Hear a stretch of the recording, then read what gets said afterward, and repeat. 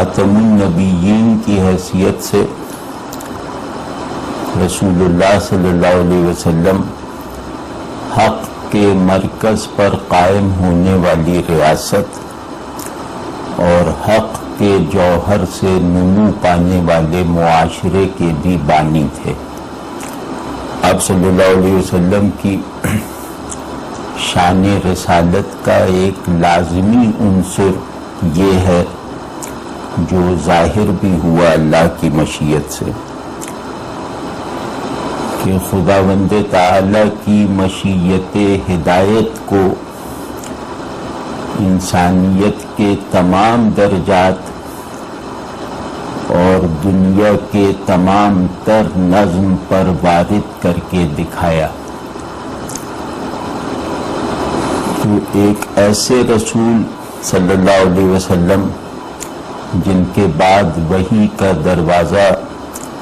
ابد الآباد تک کے لیے بند ہو گیا، ان کی جانشینی کی کوالیفیکیشن رکھنے والی شخصیات کے لیے لازم تھا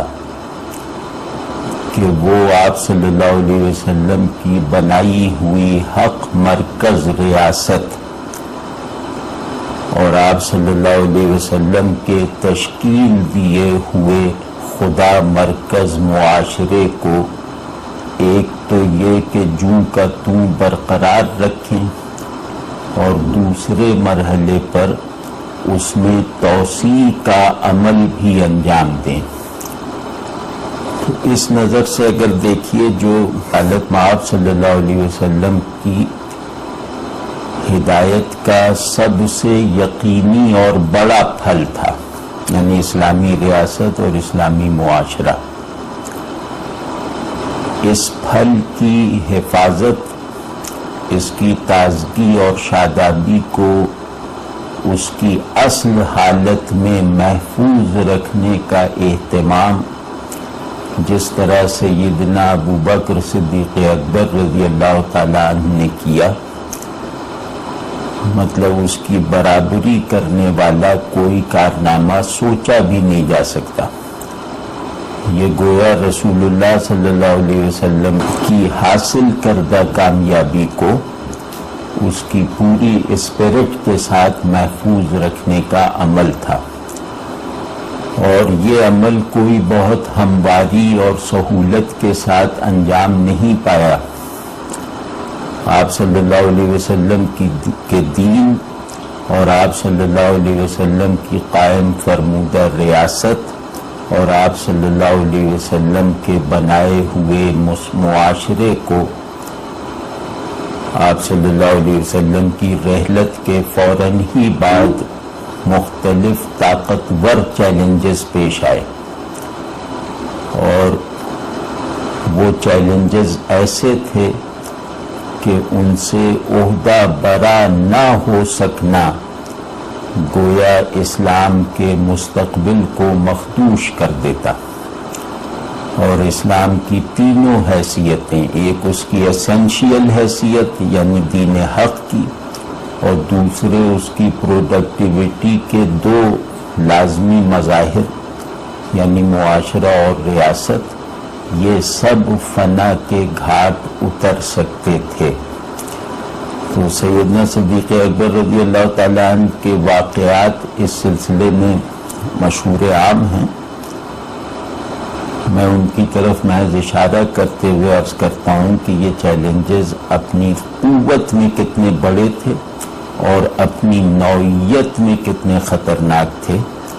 تاکہ یہ اندازہ ہو جائے کہ رسول اللہ صلی اللہ علیہ وسلم کے مشن کو آپ صلی اللہ علیہ وسلم کے نفس نبوت کی قوت سے نبھایا ہے سیدنا صدیق-e-akbar رضی اللہ تعالیٰ عنہ۔ تو مثال کے طور پر فتنہ ارتداد، مثال کے طور پہ قبائلی خود مختاری کے لیے برپا کی جانے والی یورشیں، مثال کے طور پر عرب سوسائٹی میں داخل ہونے والے نئے عناصر کا غلبے پر اصرار، اور اس کے ساتھ ساتھ کچھ باریک اور سٹل قسم کی خاندانی اور قبائلی مخاصمتوں کا کہیں خفیہ اور کہیں اعلانیہ اظہار، یہ ساری صورتحال سیدنا صدیق اکبر رضی اللہ تعالیٰ عنہ کو خلیفہ بنتے ہی پیش آنی شروع ہو گئی تھی۔ ان میں سے مثال کے طور پہ بگاڑ کی ایک صورت وہ پیدا ہوئی جس میں رسول اللہ صلی اللہ علیہ وسلم کو گویا ایک نسبی قید میں محدود کر کے آپ صلی اللہ علیہ وسلم کے خاندان کا فرد ہونے کو ایک غیر متوازن اہمیت دینے والا رویہ اختیار کیا گیا، جس سے یہ مطلب ظاہر ہوتا ہے کہ گویا رسول اللہ صلی اللہ علیہ وسلم اپنے خاندان کی دینی ریاست اور دنیاوی حاکمیت اسٹیبلش کرنے آئے تھے، یا اپنے عزیزوں کو مدار حق اور حاکم علی الخلق بنانے آئے تھے۔ تو یہ اتنی خطرناک صورتحال تھی کہ رسول اللہ صلی اللہ علیہ وسلم کو ایک خاندان کا مورث اعلیٰ بنانے کے نتیجے میں آپ صلی اللہ علیہ وسلم کی ختم نبوت کو جو ضرب لگنی تھی اس کا ادراک اس وقت سیدنا صدیق اکبر رضی اللہ تعالیٰ عنہ نے کر لیا، اور اس سلسلے میں بعض ناگوار اور سخت اقدامات اور فیصلے بھی کرنے پڑے، تو وہ بھی کیے محض اس لیے کہ اسلام کا مزاج عرب قبائلیت یا آئندہ پر برپا ہونے والی اجمی خانوادگی کی نظر نہ ہو جائے، اور جس بت پرستی سے لڑنے رسول اللہ صلی اللہ علیہ وسلم دیگر نبیوں کی طرح بھیجے گئے تھے، وہ بت پرستی رسول اللہ صلی اللہ علیہ وسلم ہی کو مرکز بنا کر فروغ نہ پا جائے۔ یعنی کہ ایک ایسی صورتحال میں جہاں آپ صلی اللہ علیہ وسلم کا فراق ابھی ایک غالب حال کی صورت میں سوسائٹی میں موجود تھا، اس سے فائدہ اٹھانے کے لیے ہاشمیت وغیرہ کے نعرے بلند کیے گئے، کہیں ڈھکے چھپے انداز سے، کہیں اعلانیہ، اور رسول اللہ صلی اللہ علیہ وسلم سے خاندانی اور نسبی تعلق کو گویا تمام دینی اوصاف اور رسول اللہ صلی اللہ علیہ وسلم کی جانشینی کے فطری استحقاق پہ ترجیح دی جانے لگی تھی۔ اس کا ازالہ جس حکمت اور جس صلابت اور پامردی کے ساتھ سیدنا صدیق اکبر رضی اللہ تعالیٰ عنہ نے کیا، وہ اسی بصیرت سے ممکن تھا جو بصیرت دیدہ نبوت سے براہ راست اخذ کی جائے۔ یہ کارنامہ اسی مزاج سے ممکن تھا جو مزاج رسالت صلی اللہ علیہ وسلم سے بالکل گویا اپنی تعمیر کر چکا ہو۔ یعنی کہ اس صورتحال میں رسول اللہ صلی اللہ علیہ وسلم اللہ کی منشا اور مشیت کو جس شدت اور فراست کے ساتھ روبہ عمل لاتے، وہ یقیناً وہی ہوتا جس کا اظہار سیدنا صدیق اکبر رضی اللہ تعالیٰ عنہ کی ذات مبارکہ سے ہوا۔ تو ایک یہی اتنا بڑا کارنامہ ہے کہ اس نے گویا مذہبی نفسیات کو بت پرستی کے مزاج میں ڈھلنے سے روک دیا۔ یہ اس سے کم کارنامہ نہیں ہے، اور سیدنا صدیق اکبر رضی اللہ تعالیٰ عنہ کے اس طرح کے فیصلوں نے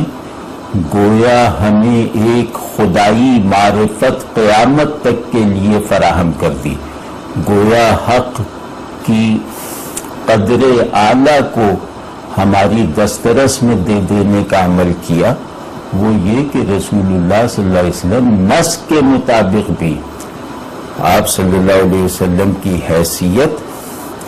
کسی شجرے نسب کے بانی یا خاتم کی نہیں ہے۔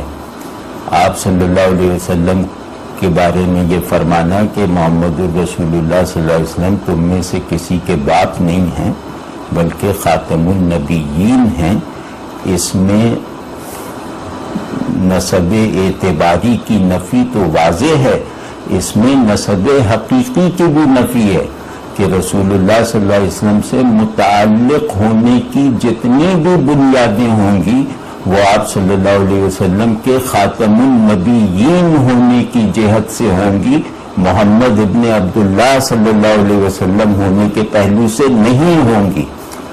یہ وہ معرفت تھی جو سیدنا صدیق اکبر رضی اللہ تعالیٰ عنہ نے اپنے قول سے کنوے نہیں کی بلکہ اپنے عمل سے کنوے کی۔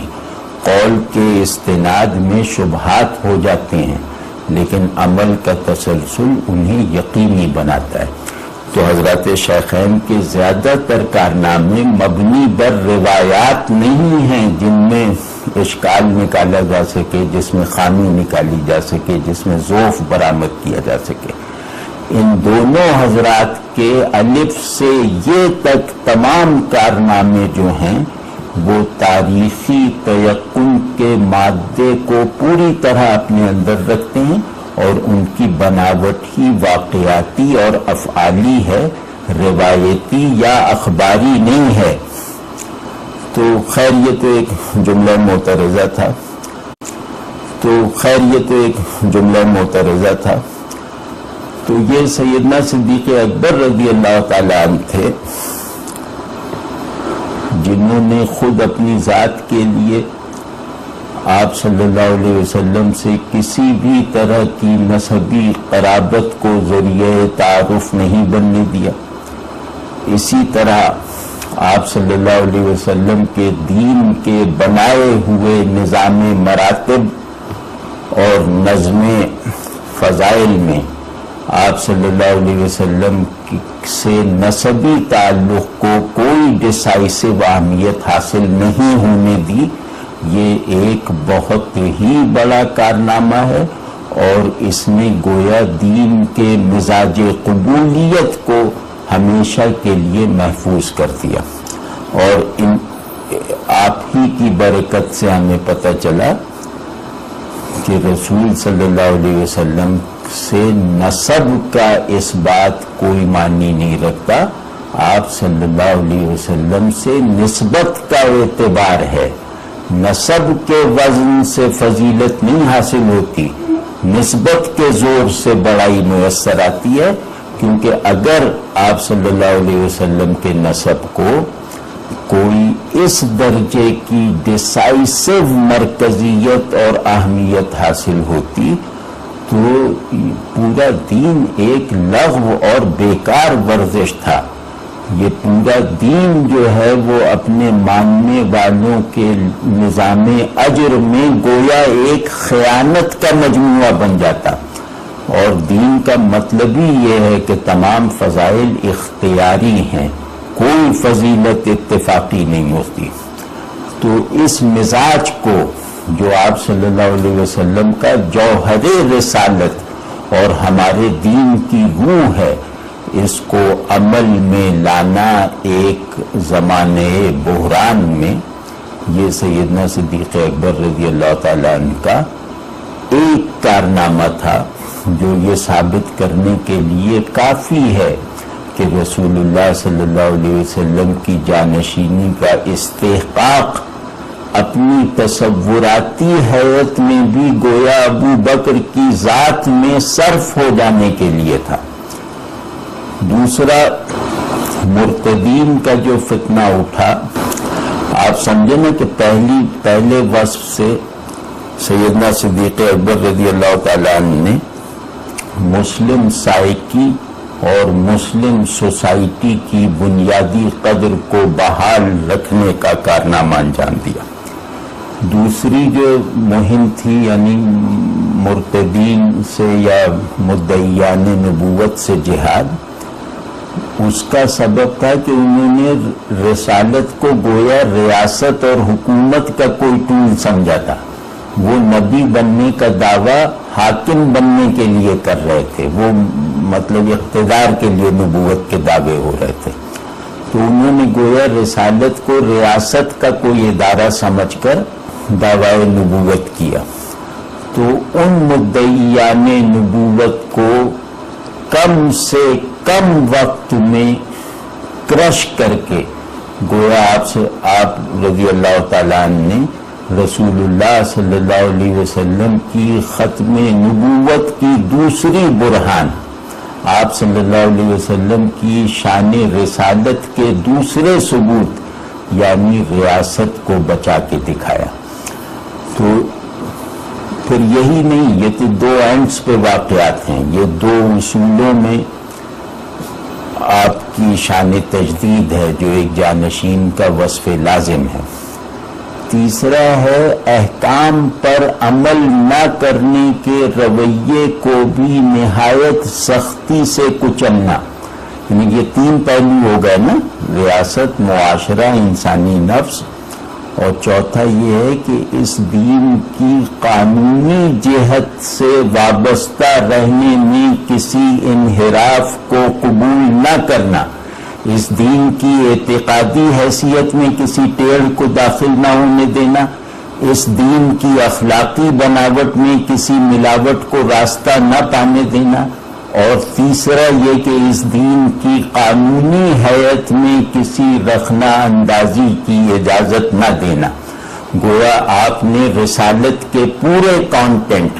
یعنی دین کے ظاہر و باطن کو پیش آ سکنے والے تمام چیلنجز کا سامنا کیا، اور یوں کہہ لیجئے کہ ایک ریکارڈ ٹائم میں ان بھیانک ترین چیلنجز پر قابو پا کے دکھایا۔ تو یہ اپنی جگہ ایک کرامت ہے،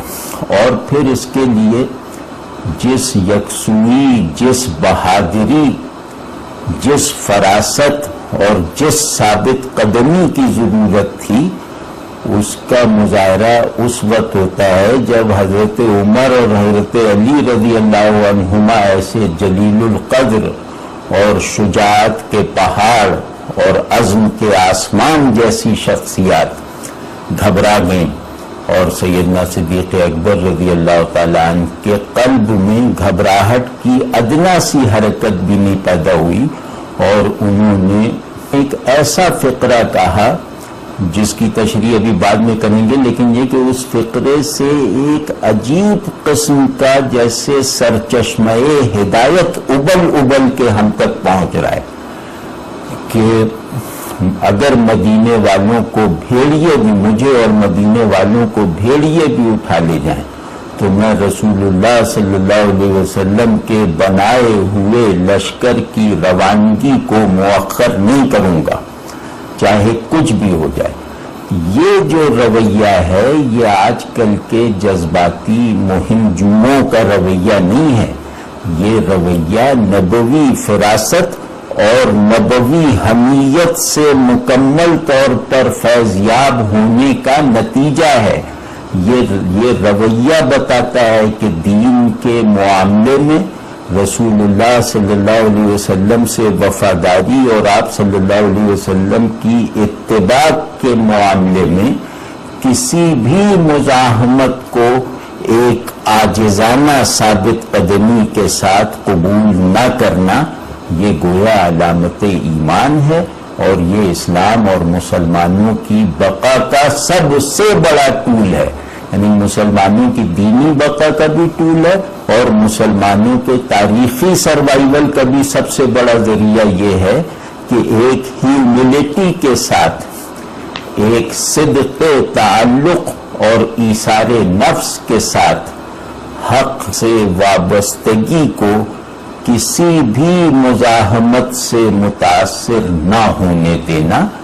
یہ اسلام اور مسلمان دونوں کا مشترکہ جوہر ہے۔ دوسری طرف مطلب یہ اس سے ملحق کر کے اگر دیکھیں تو جیسے ہم نے کہا تھا کہ رسول اللہ صلی اللہ علیہ وسلم کی تمام ذمہ داریوں کا مجموعہ ایک منصب اور ایک کام تھا، وہ تھا اظہار حق۔ آپ صلی اللہ علیہ وسلم کے تمام اجزائے رسالت اور تمام عناصر ہدایت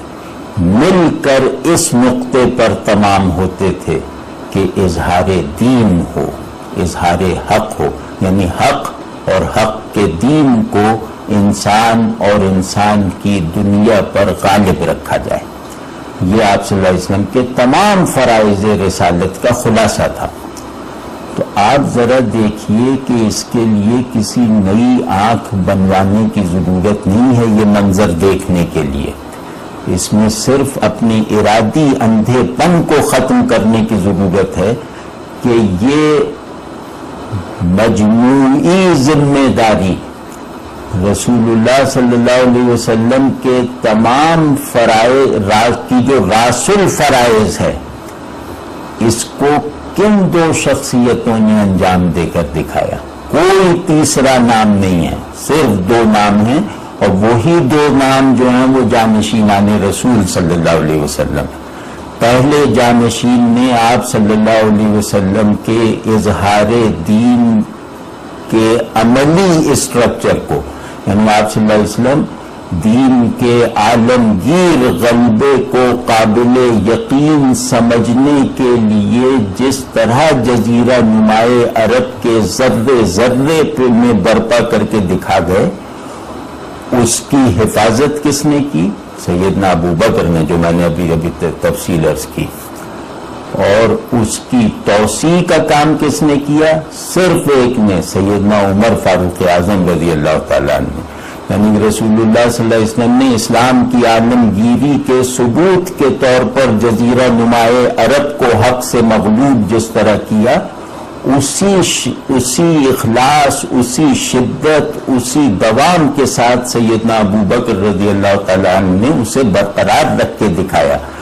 نبی کے چھوڑے ہوئے ترکے حکومت و ہدایت کی نگہبانی اور حفاظت کوئی معمولی کام نہیں ہوتا۔ نبی کے چھوڑے ہوئے ترکے حکومت و ہدایت کی نگہبانی اور حفاظت کوئی معمولی کام نہیں ہوتا، یعنی اس کی فارم کو بھی برقرار رکھنا اور اس فارم کے پیچھے رسول اللہ صلی اللہ علیہ وسلم کی شان تزکیہ کی بدولت جو روح کار فرما تھی اس کو بھی برقرار رکھنا، یہ جانشینی کا سب سے بڑا کام ہے اور سب سے بڑا کارنامہ جو سیدنا ابو بکر نے بأحسن الوجوہ انجام دے کر دکھایا، ایک رکھنے کے بغیر۔ تو دوسرا کام یہ تھا کہ اس نبوی آئیڈیل کو ایک ایکچوئلائزڈ تفصیل فراہم کرنا، اس نبوی آئیڈیل کی عملی توسیع کا ایسا دروازہ کھول دینا کہ جس سے آنے والی نسلیں مزید تیقن کے ساتھ یہ باور کر لیں کہ اسلام کا سبسٹنس ایک عالمگیر غلبے سے بنا ہے اور یہ عالمگیر غلبہ بہرحال ممکن ہے اور تقدیری تیقن کے ساتھ واقع اور ضروری ہے۔ یہ جو عالم اسلام کے غلبہ عالمگیر کے کانٹینٹ کو جو عملی توسیع فراہم کی ہے سیدنا عمر رضی اللہ تعالیٰ عنہ نے، گویا انہوں نے جانشینی کی گویا ان دو شخصیتوں کی صورت میں رسول اللہ صلی اللہ علیہ وسلم کے دائرہ جانشینی کی دو قوسیں مکمل ہو کر ایک دوسرے سے جڑ گئیں۔ تو اسی وجہ سے یہ گویا ایک صاحب ایمان قلب کا حال ہے، اسلام کے مزاج کو سمجھنے والوں کا یقین ہے کہ جانشینان رسول صلی اللہ علیہ وسلم حضرت شیخین ہیں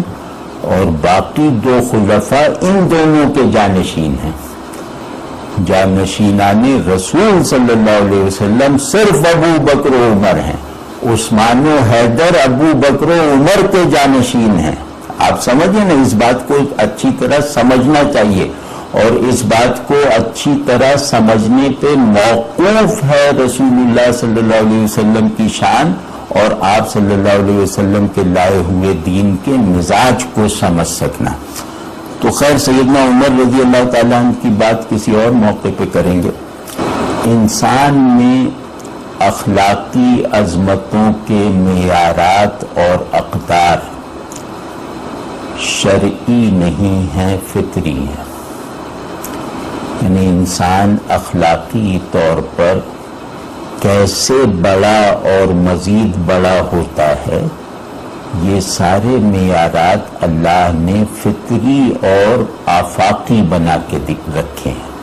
یہ کسی حکم کا نتیجہ نہیں ہے، کسی قانون کا رزلٹ نہیں ہے. تو یہ گویا مسلمات میں سے ہیں جن کو شریعت قبول کرتی ہے، اپریشیٹ کرتی ہے. تو انسانی عظمت کے بنیادی مادے میں جو چند عناصر کار فرما ہیں، ابھی اس کی تفصیل کریں گے انشاءاللہ، ان میں سے ایک عنصر ہے انکسار. یعنی انسان کی اخلاقی عظمت کا آسماں بوس شجر بھی ہو جائے تو اس کا بیج انکسار ہے. جس طبیعت میں انکسار نہ ہو اس میں اخلاقی فضائل کی قبولیت کا مادہ مر جاتا ہے. تو انکسار گویا اصل الفضائل ہے.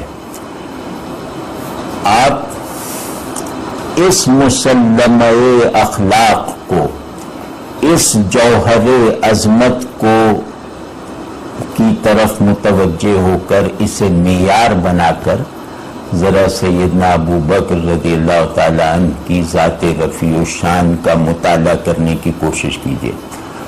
تو آپ کو ایسا لگے گا کہ انکسار کے معنی پورے نہیں ہو سکتے سیدنا ابو بکر رضی اللہ تعالیٰ عنہ کی اپریسیشن پیدا کیے بغیر. یعنی انکسار ایک ناقص المعنی لفظ رہتا اگر سیدنا ابو بکر رضی اللہ تعالیٰ عنہ اسے اپنے اندر برسر عمل لا کر نہ دکھاتے، یا اسے سیدنا ابو بکر جیسی شخصیت نہ میسر ہوتی اپنے ثبوت کے لیے. تو انکسار اپنے ہائیسٹ معنی میں سیدنا ابو بکر کے عمل سے ظاہر ہے، انکسار اپنے ڈیپسٹ حال میں سیدنا ابو بکر رضی اللہ تعالیٰ عنہ کی طبیعت سے ظاہر ہے. آپ حمیت اور غصے اور ناراضگی کے انتہائی مواقع پر بھی انکسار سے دستبردار نہیں ہوئے. یعنی بڑے بڑے موقع آئے لیکن آپ نے کسی بھی موقع پر انکسار کے رویے کو ترک نہ ہونے دیا. اس کی بہت ساری تفصیلات ہیں. میں مثال طور پہ ایک مثال دیتا ہوں تاکہ یہ بات نہ سمجھی جائے کہ یہ ایک جذباتی مدعی ہے. ابو بکر رضی اللہ تعالیٰ عنہ نے خلیفہ بنتے وقت جو خطبہ دیا وہ خطبہ اپنی ذات کی کشش میں مبتلا کرنے والے جال کی طرح فصاحت و بلاغت کا شاہکار نہیں ہے، بلکہ حق کی سادگی اور نفس کی پیورٹی کے آمیزے سے بنا ہوا بیان ہے. اور دنیا میں کسی اقتدار والے نے اقتدار سنبھالتے وقت اپنے نظام حکومت کا اتنا مکمل تعارف نہیں کروایا جتنا اس خطبے میں ملتا ہے، مختصر سے خطبے میں، کہ میں تم سے بہتر نہیں ہوں کہ تم پر حکومت کروں. کون کہتا ہے؟ مطلب ابو بکر رضی اللہ تعالیٰ عنہ کو اگر اس بات پر اصرار کریں تو گناہگار ہوں گے کہ میں تم سے بہتر نہیں ہوں. یعنی سیدنا ابو بکر رضی اللہ تعالیٰ عنہ کا اپنی تمام آڈینس سے بہتر ہونا عقیدے جیسی شدت اور قطعیت رکھتا ہے. صحابہ کی پوری جماعت میں کسی ایک شخصیت کو اگر رسول اللہ صلی اللہ علیہ وسلم کی حیات اقدس میں بھی تقریباً اتھارٹی اور مقتدائیت کی حیثیت حاصل رہی تو وہ صرف سیدنا صدیق-e-اکبر رضی اللہ تعالیٰ عنہ تھے. تو اس پر یہ کہنا کہ میں تم سے بہتر نہیں ہوں، پھر یہ کہ میں اگر ٹھیک چلوں تو میرا ساتھ دینا، اور میں اگر ٹیڑھا چلنے لگوں تو مجھے سیدھا کر دینا۔ یہ فقرے رسول اللہ صلی اللہ علیہ وسلم سے منتہائے قرب رکھنے والی شخصیت کے ہیں، جس کو اچھی طرح معلوم ہے کہ رسول اللہ صلی اللہ علیہ وسلم اسے امام الصلاۃ اور امیر الحج بنا کر مسلمانوں کی امارت دے چکے ہیں، اسے اچھی طرح معلوم ہے، لیکن یہ کہ وہ یہ کہہ رہا ہے کہ میں ٹیڑھا چلوں تو مجھے سیدھا کر دینا، اور تمہارا طاقتور میرے لیے کمزور ہے، اس وقت تک جب تک کہ میں اس کی طاقت میں جو اس سے غصب کروائے ہیں وہ چھین نہ لوں، اس سے کمزور کا حق نہ دلوا دوں، اور تمہارا کمزور میرے لیے طاقتور ہے کہ میں اس کے حق کو غاصب سے چھین کے اس کو نہ دے دوں۔ تو یہ جو تین یا ایک آدھ اور نقطہ ہے، یہ چار نقطے آئین جہاں بانی ہے، یعنی اگر کسی سے پوچھا جائے کہ حق کی بنیاد پر جہاں بانی کا حکومت کا دستور بناؤ، تو سیدنا صدیق اکبر رضی اللہ تعالی عنہ کا یہ مختصر سا سادہ سا خطبہ اس آئین جہاں بانی کی تمام بنیادی شقوں کا احاطہ کرتا ہے۔ اور ایک تو انکسار یہ دیکھیے اور دوسرا انکسار یہ کہ اگلے ہی دن خلافت کے آپ اپنی بکریاں چرانے تشریف لے جانے لگے، تو سیدنا عمر رضی اللہ تعالیٰ عنہ نے جیسے حضرت ابو بکر کی حیثیت رسول اللہ صلی اللہ علیہ وسلم کی جناب میں تھی، وہی رسوخ اور مشاورت والا مرتبہ حضرت عمر کو حضرت ابو بکر کے لیے حاصل تھا۔ تو جب انہوں نے دیکھا کہ یہ کچھ لیے جا رہے ہیں تو پوچھا کہ امیر المومنین آپ کہاں جا رہے ہیں؟ تو کہا کہ مجھے کچھ معاش کے لیے بھی تو کرنا ہے۔ یہ جو فقرہ ہے کہ مجھے معاش کے لیے بھی کچھ کرنا ہے، یہ حق کی عظمت و ہیبت کے یقینی تجربے سے پیدا ہونے والے انکسار نفس کا آئینہ دار ہے۔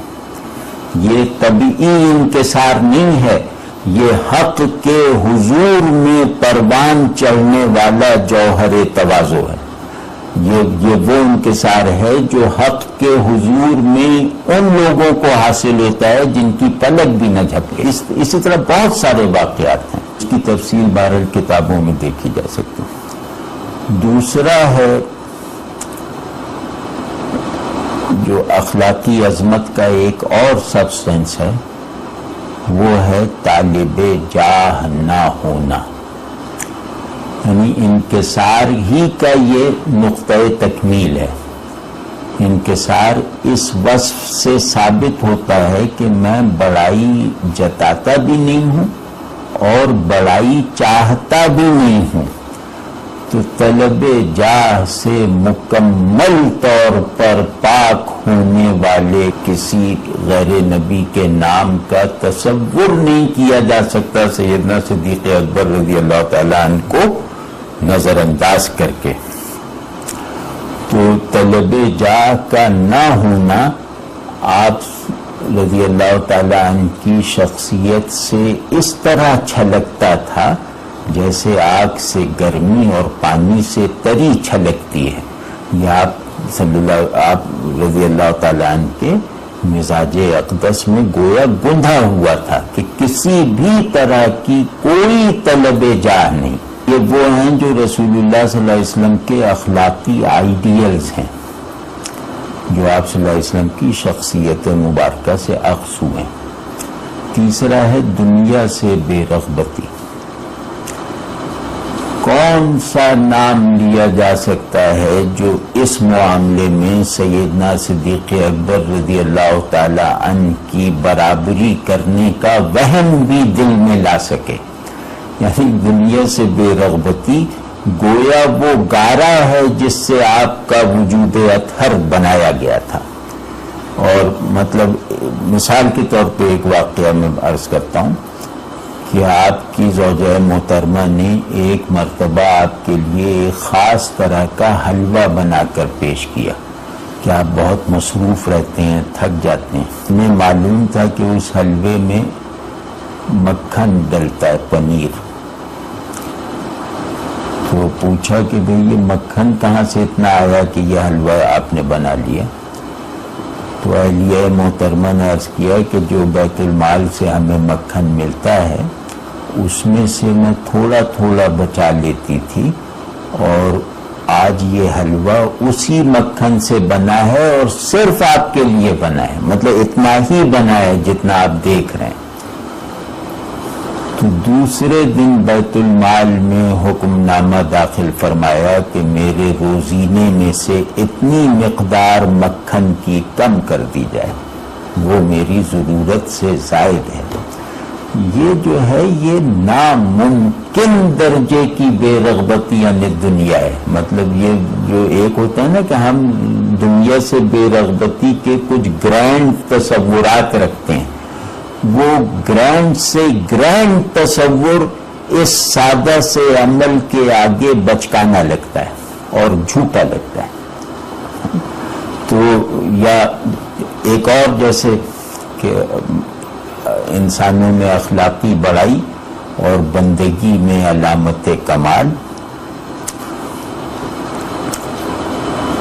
اللہ کے ساتھ تعلق کو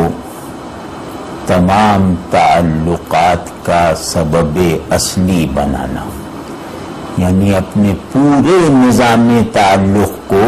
تعلق مع اللہ کے محور پہ گھمانا اور تعلق مع اللہ کی سند پہ قبول کر کے چلانا. یہ مطلب نفس ایمانی کے سب سے بڑے اوصاف میں سے ایک ہے اور دینی بڑائی کا غالباً سب سے گہرا سبب اور سب سے مضبوط بنیاد ہے. حضرت عبدالرحمن ابن ابوبکر رضی اللہ تعالیٰ عنہ مدینے میں اپنے والد صاحب کے ساتھ اور دیگر اہل خانہ کے ساتھ جیسے خوش طبعی کی باتیں کر رہے تھے. سیدنا ابوبکر رضی اللہ تعالیٰ عنہ اس وقت بستر پر دراز تھے. یہ لوگ ارد گرد بیٹھے تو ماضی کی باتیں چل رہی تھیں. تو غزوہ بدر کا ذکر آ گیا. تو غزوہ بدر میں حضرت عبدالرحمن ابن ابی بکر مشرکین کی طرف سے شریک ہوئے تھے اور سیدنا ابو بکر تو رسول اللہ صلی اللہ علیہ وسلم کے پہلو بہ پہلو. تو بیٹے نے کہا کہ بابا جان آپ 3 مرتبہ میری تلوار کی زد میں آئے تھے، لیکن ظاہر ہے میں کیسے تلوار چلاتا. تو یہ سنتے ہی حضرت ابوبکر رضی اللہ تعالیٰ عنہ سنجیدگی کے ساتھ اور بہت جوش و جذبے کے ساتھ بستر پہ اٹھ کے بیٹھ گیا تیزی سے اور فرمایا کہ جانے پدر اگر تم اس وقت 1 مرتبہ میری زد میں آتے تو خدا کی قسم میں تمہاری گردن اڑا دیتا. یہ ابو بکر کا خدا کی قسم کھانا گویا اپنی ساری اولاد کو اللہ کی راہ میں عملاً نثار کر دینے کے برابر ہی تو ہے. مطلب یقیناً وہ ایسا کرتے. اور بیٹے سے یہ کہا حمیت حق دیکھیے، اللہ سے تعلق میں صداقت دیکھیے. بیٹے سے یہ کہا، باپ نے رسول اللہ صلی اللہ علیہ وسلم کی شان میں نامناسب الفاظ استعمال کیے تو انہیں اتنی زور سے تھپڑ مارا کہ وہ زمین پہ گر پڑے. بیٹے کی عملاً گردن اتارنے پہ تیار، باپ کو تھپڑ مارا. اس باپ کو اس سوسائٹی میں جہاں باپ خدا ہوتا تھا بیٹا پجاری ہوتا تھا، یعنی باپ کی حیثیت عرب قبائلی روایت میں خدا جیسی ہوتی تھی. باپ کے ساتھ باپ کے آگے کھڑا ہو جانا یہ گویا شرک جیسی بغاوت تھی. تو اس سوسائٹی میں آپ صلی اللہ علیہ وسلم سے محبت کی وجہ سے اپنے باپ کو تھپڑ مارا. ہجرت کے موقع پہ بی بی اسما ذات النطاقین رضی اللہ تعالی عنہا آپ کی قابل فخر صاحبزادی، تو انہیں تھوڑا سا سامان باندھنے میں دیر ہو گئی تو ان کو تھپڑ مار دیا. کہ رسول اللہ صلی اللہ علیہ وسلم کو انتظار کرواتی ہوں. یعنی کہ ایسا لگتا ہے کہ ان تینوں موقعوں پر آپ صلی اللہ علیہ وسلم کی محبت کے استحضار میں ایسا غلبہ تھا قلب میں کہ تینوں موقعوں پر باپ بیٹے اور بیٹی کی محبت دل سے نکل گئی. اور یہ اس آدمی کی بات کر رہا ہوں جو طبعاً انتہائی رقیق القلب تھے،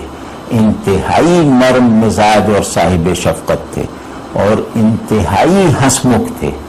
یہ ان صاحب کی بات عرض کر رہا ہوں کہ جہاں انہیں وہم ہو گیا کہ یہ اس کی محبت رسول اللہ صلی اللہ علیہ وسلم کی محبت کے مقابل آنے کا راستہ ڈھونڈ رہی ہے، یا اس کا تعلق اللہ سے تعلق کی راہ میں رکاوٹ بننے کی تیاری کر رہا ہے، وہیں انہوں نے اس شبہ پر بھی اس تعلق کا انکار کر دیا، عملاً انکار کر دیا. تو یہ بہت بڑی بات ہے. تو آگے انشاءاللہ ہم سیدنا ابو بکر رضی اللہ تعالیٰ عنہ کی ذات اقدس میں اپنی بساط بھر ان اوصاف کا مطالعہ کرنے کی کوشش کریں گے جن کی بنیاد پہ وہ ہر غیر نبی سے قیامت تک کے لیے افضل ہے. کسی شخصیت میں فضائل کی تلاش اور ان کا اثبات کرنے کے لیے اسلامی روایت کا ایک معیار یہ ہے کہ پہلے یہ جان لیا جائے کہ اللہ کو کیسا بندہ مطلوب ہے، کیونکہ بندگی اللہ کے ساتھ تعلق کا واحد عنوان ہے، اور اس کو اپنی تکمیل اور صدق کے لیے جن اوصاف کی فطری ضرورت ہے وہی اوصاف کسی شخصیت کی فضیلت کی حتمی بنیادیں بنتے ہیں. تو اس پہلو سے اگر دیکھیں تو اللہ تبارک و تعالیٰ کو اپنے بندوں سے جو اوصاف مطلوب ہیں ان میں سے مثال کے طور پر ایک وصف ہے تواضع، یعنی انکسار. دوسرا وصف ہے ایثار. اب یہ دو اوصاف میں نے جو عرض کیے ہیں ان کو منتخب کرنے کی مصلحت یہ ہے کہ یہ ٹھیٹھ معنوں میں شرعی اوصاف نہیں ہیں. مطلب ان اوصاف کی پیدائش کے لیے کسی خاص عقیدے اور نظریے کو ماننا ضروری نہیں ہے. یہ انسان کے فطری ملکات ہیں جو بندگی کے تمام اوصاف کے لیے خمیر کی حیثیت رکھتے ہیں. شریعت ان کی محرک بنتی ہے، خمیر فطرت ہی ہے. تو شریعت کے دین کے بندگی کے اعلیٰ معیار پر پورا اترنے والا وصف اگر اپنے فطری جوہر کی کار فرمائی کے ساتھ کسی شخصیت میں موجود اور حاضر ہے تو اس شخصیت کی فضیلت کی شرعی اور دینی بنیادیں بھی خوب محکم ہیں اور فطری اساس بھی اچھی طرح سے ثابت ہے. بندے میں کمال کو پہنچا ہوا وصف یا منتہا کو چھوتی ہوئی فضیلت وہ ہے جس سے جو مراد شریعت کی تکمیل بھی کرے اور فطرت کے اقتضاء کو بھی کامل صورت میں برسر عمل لائے. تو انسانی نفس کی وہ سطح جہاں مطلوب شریعت اور اقتضائے فطرت ایک ہو جائے وہ تمام اوصاف کا اصل محل ہے. وہاں تمام اوصاف اپنی ممکنہ تکمیل اور مطلوبہ معیار کو حاصل کرتے ہیں۔ تو رسول اللہ صلی اللہ علیہ وسلم کی شان تربیت کا یہ معجزہ ہے کہ آپ صلی اللہ علیہ وسلم کی تربیت دی ہوئی جماعت مقاصد دین اور مقتضیات فطرت کو جمع کرنے میں کامیاب ہوئی۔ اللہ نے جو چیز بھی ان سے طلب کی، اس طلب کو ان لوگوں نے اس شان سے پورا کیا کہ گویا اللہ کا مطالبہ ہی ان کی فطرت کا اقتضا ہے۔ کسی طلب دینی یا مطالبہ ربی کی تعمیل کا یہ درجہ کہ گویا اس طلب، امر اور حکم میں سے جبر کا ادنا سے ادنا عنصر اور شائبہ بھی زائل ہو جائے، یہی بندگی کا اصل جوہر ہے، اور اسی جوہر کے مفصل ہو جانے کا نام اخلاق ہے۔ اس پہلو سے ظاہر ہے کہ آپ صلی اللہ علیہ وسلم کے تمام خدام اس شان تکمیل یعنی بندگی کی تکمیل کی اس شان کے بہترین اور کامل ترین مظاہر ہیں۔ ان میں بھی جس طرح کاملین میں درجات کا تفاوت ہو سکتا ہے، کیونکہ کمال ایک ایسا خط ہے جسے مسلسل کھنچتے چلے جانا ہے، وہ خط کسی مکمل شدہ لکیر کی شکل کبھی اختیار نہیں کرتا۔ تو کمال گویا اخلاق کا ایک وصف ہے جو اس میں مسلسل تسلسل، نمو، حرکت اور سفر کو جاری رکھتا ہے۔ تو کاملین کے درمیان فرق مادہ کمال میں نہیں ہوتا، لیکن ان کی تکمیل میں جو رسائی کے مراحل ہیں ان میں تفاوت کی وجہ سے ہو سکتا ہے۔ تو صحابہ میں تفضیل کا اصل معیار کیا ہے وہ میں نے عرض کیا۔ تفضیل کے اس معیار پر جو منتہا مقتدا امام کی حیثیت رکھتے ہیں وہ سیدنا صدیق اکبر رضی اللہ تعالی عنہ ہیں۔ مطلب آپ کو دیکھنا صحابہ کے لیے رسول اللہ صلی اللہ علیہ وسلم کے بعد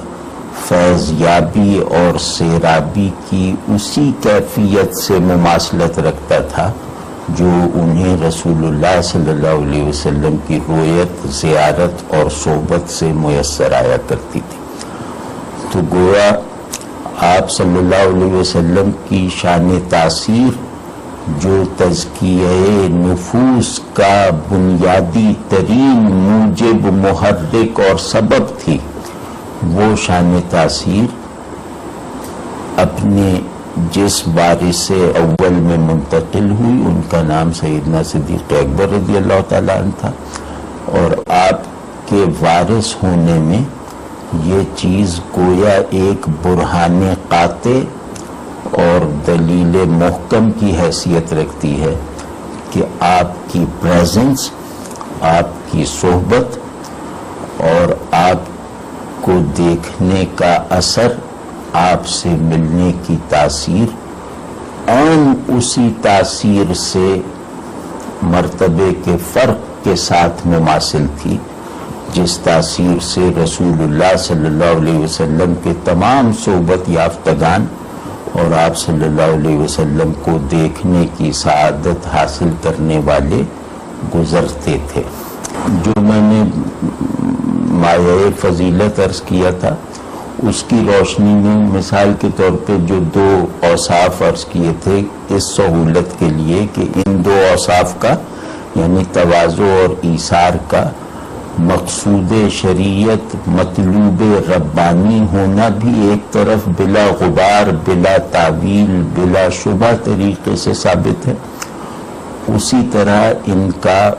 جوہر فطری ہونا بھی اتنا ہی محکم ثبوت رکھتا ہے. یعنی انسانی فطرت کمال کے جس سانچے میں ڈھالی گئی ہے اس سانچے کی یہ دو بنیادی ترین چیزیں ہیں، تواضع اور ایثار. اسی طرح بندگی یعنی دین کی مراد پر پورا اترنا. بندگی کا مطلب ہے دین کی مراد پر، اللہ کی مرضی پر پورا اتر جانا عمل سے اور اخلاق سے. تو وہ بھی بندگی کا پورا اسٹرکچر بھی جن مستقل ستونوں پر تعمیر اور استوار کیا جاتا گیا ہے، ان ستونوں میں دو مستقل ستون تواضع اور ایثار ہیں.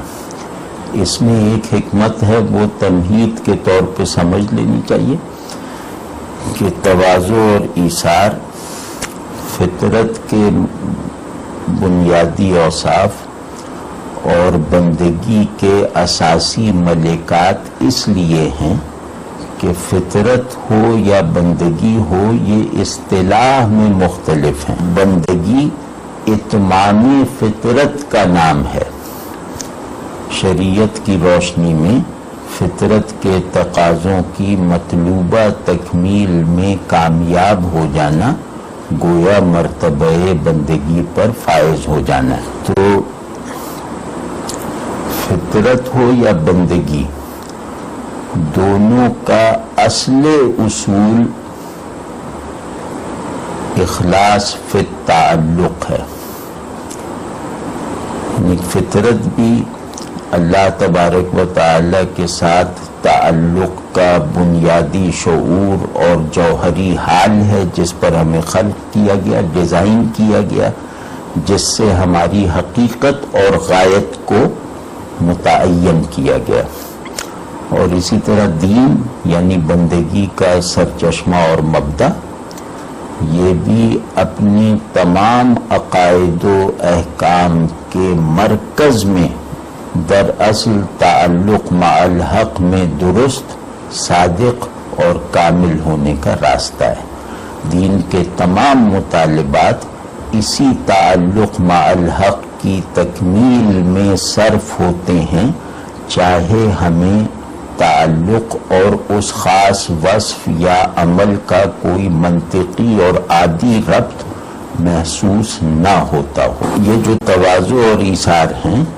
یہ تعلق کی شرائط ہیں. یعنی تعلق کی جو قسم بھی فرض کی جا سکے وہ فرض کر لیں، اس کی صحت، صداقت اور کمال جن دو چیزوں پر موقوف ہے وہ یہ ہیں تواضع اور ایثار، کہ جس سے تعلق ہے اس کے آگے پست ہو کر رہنا، اس کے سامنے جھک کر رہنا، اور جس سے تعلق ہے اس کے لیے اپنی ہر چیز نثار کرنے پر خوش دلی اور آمادگی کے ساتھ راضی رہنا، اور جس سے تعلق ہے اس کے لیے اپنی ہر چیز نثار کرنے پر خوش دلی اور آمادگی کے ساتھ راضی رہنا. یہ تعلق کی آئیڈیل فارم ہے، اور یہ آئیڈیل محض ذہنی آئیڈیل نہیں ہے جس کے بارے میں آدمی تصور کی تفصیلات کو ایک دوسرے سے مربوط کر کے مطمئن ہو جاتا ہے. یہ وجودی اور اخلاقی آئیڈیل ہے، اور اس آئیڈیل کی جو عملی صورتیں ہیں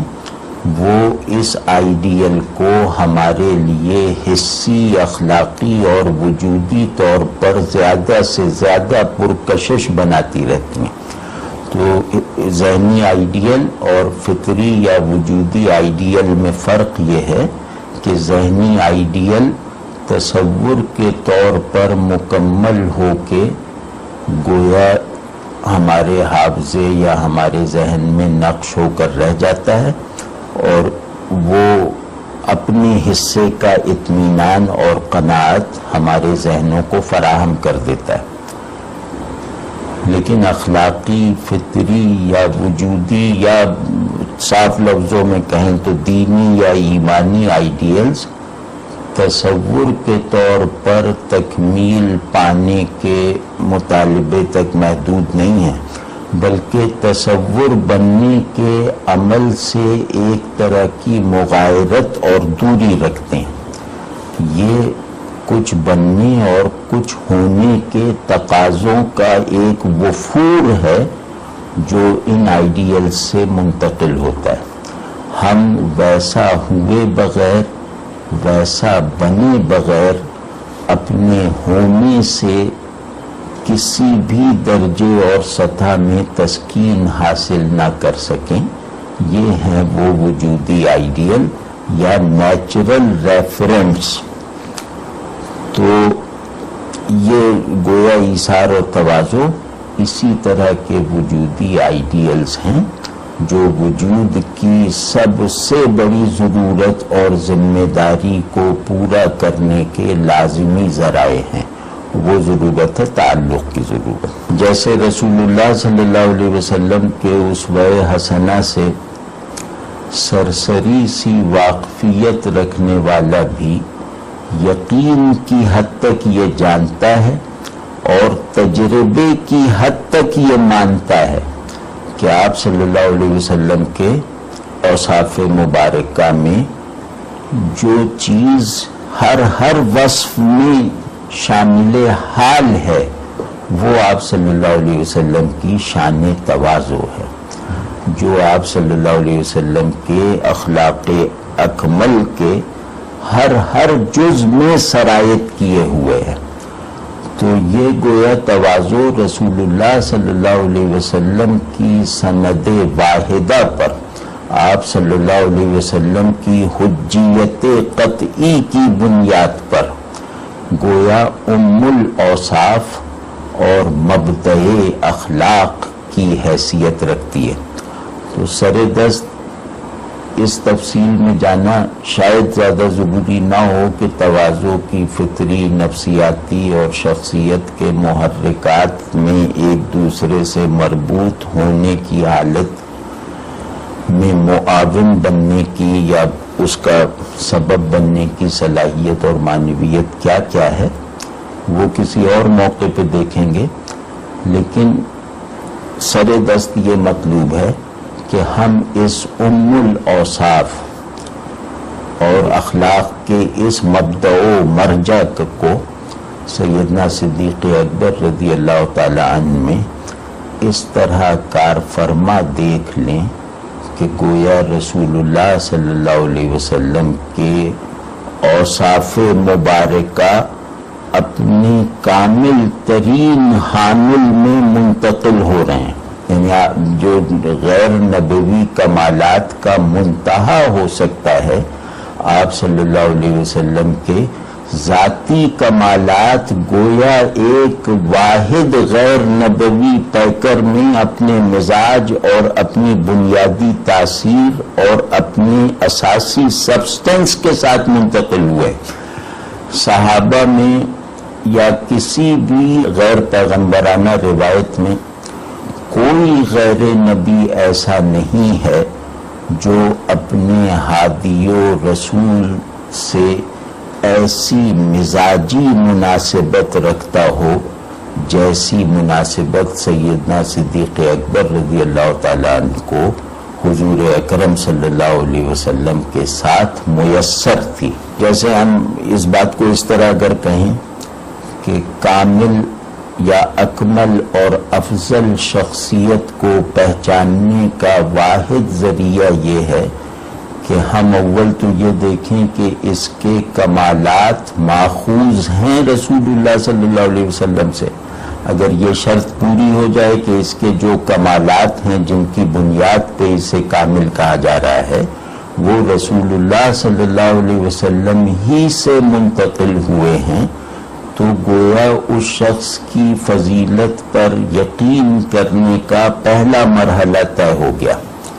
لیکن ابھی دوسرا مرحلہ باقی رہتا ہے۔ وہ مرحلہ یہ ہے کہ کیا اس شخصیت میں ان نبوی اوصاف کا موڈ آف کنٹینمنٹ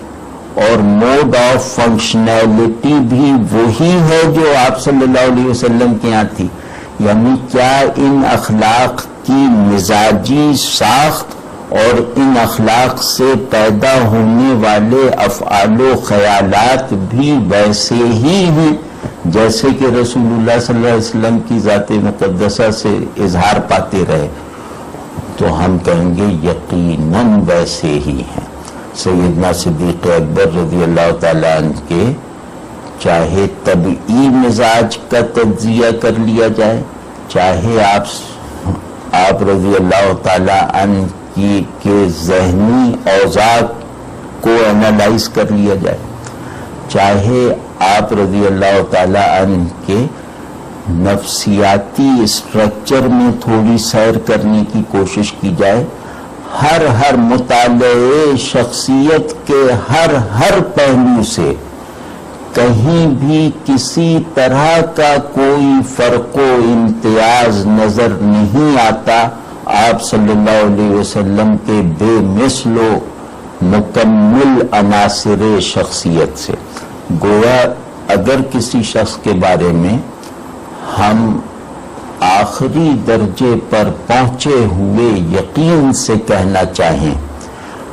کہ وہ کون ہے جس کا اخلاق رسول اللہ صلی اللہ علیہ وسلم کی خلقت اخلاق سے مشابہت رکھتا ہے، وہ کون ہے جو خلق اور خلق دونوں سطحوں پر رسول اللہ صلی اللہ علیہ وسلم سے ایک فنا ہو جانے کی حد تک پہنچی ہوئی مماثلت رکھتا ہے، تو سیدنا صدیق اکبر رضی اللہ تعالیٰ عنہ کے علاوہ کسی اور نام کا ذہن میں آنا گویا رسول اللہ صلی اللہ علیہ وسلم کو نہ سمجھنے کی بین دلیل ہوگا۔ مطلب تواضع تو آپ کے وہ اعمال بھی جو تواضع سے صورتاً مشابہ ہیں، ان کی ایک بہت لمبی تفصیل ہے، آپ کی سوانح میں دیکھی جا سکتی ہے، اور وہ افعال بھی جو صورتاً تواضع سے مشابہ نہیں ہے، ان میں بھی تواضع کی حقیقت چھلک رہی ہو، کمال یہ ہے۔ تو سیدنا صدیق اکبر رضی اللہ تعالیٰ عنہ کے ایسے اعمال بھی جہاں انہیں کوئی فاتحانہ رول اختیار کرنا پڑا ہو، جہاں کوئی انہیں غضب کا مظاہرہ کرنا پڑا ہو، جہاں کہیں انہیں کسی پر سختی کرنی پڑی ہو، وہ ہر کام میں، ہر فعل میں، ہر رویے میں وہ تواضع اپنے پورے وفور اور اپنی پورے ظہور کے ساتھ موجود ہے۔ مطلب اسے پہچاننے کے لیے کسی خاص انداز کی نظر یا کسی خاص طرح کے حسن عقیدت کی ضرورت نہیں ہے۔ اس تواضع کی کار فرمائی کا ایک نہایت ہی منفرد زاویہ میں انشاءاللہ دیکھنے کی کوشش کرتا ہوں کہ جو اس پر نص ہے کہ آپ تواضع رسالت مآب صلی اللہ علیہ وسلم کے احوالی اور مزاجی وارث تھے، وہ ہے جناب رضی اللہ تعالی عنہ کا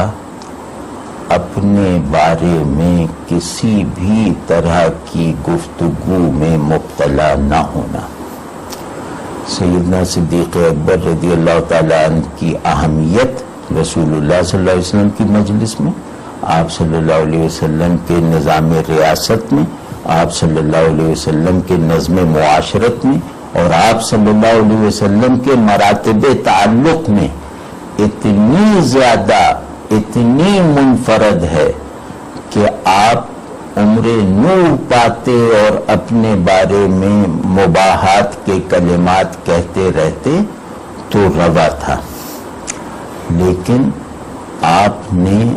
ایک ادنا سا اشارہ بھی اپنی زبان یا فعل سے نہیں ہونے دیا جس کی مدد سے آدمی آپ کے واقعی اور حقیقی مرتبے تک پہنچ جائے۔ یہ جو تواضع کا ایسنس ہے کہ اپنے آپ کو اپنا موضوع نہ بننے دینا، یہ تواضع کی سب سے بڑی پہچان ہے۔ جس شخص کو اپنے بارے میں گفتگو ہی سے کوئی دلچسپی نہ ہو، چاہے وہ گفتگو اظہار معائب ہی کی صورت میں کیوں نہ ہو، تو اس آدمی کے بارے میں یقین کر لینے کا ہر علمی، دینی، اخلاقی اور روحانی جواز موجود ہے کہ یہ متواضع ہے، یہ انتہائی بلندی تواضع پر پہنچ کر متواضع ہے۔ تو یہ سیدنا صدیق اکبر رضی اللہ تعالیٰ عنہ کی شخصیت اس معاملے میں تو گویا مشہور عوام و خواص ہے کہ آپ نے خود کو اپنا موضوع کبھی نہیں بننے دیا، اور اتنی جلالت و مرتبت رکھنے کے بعد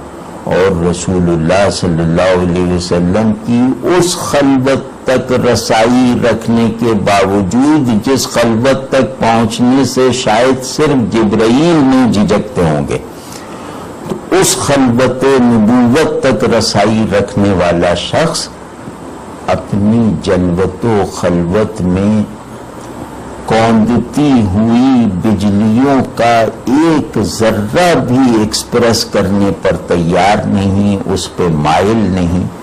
اس کے خاتم المتواضعین ہونے میں کیا شبہ ہے۔ سیدنا ابو بکر رضی اللہ تعالیٰ عنہ کی شان تواضع اور کمال انکسار کا موضوع چل رہا ہے۔ آپ کے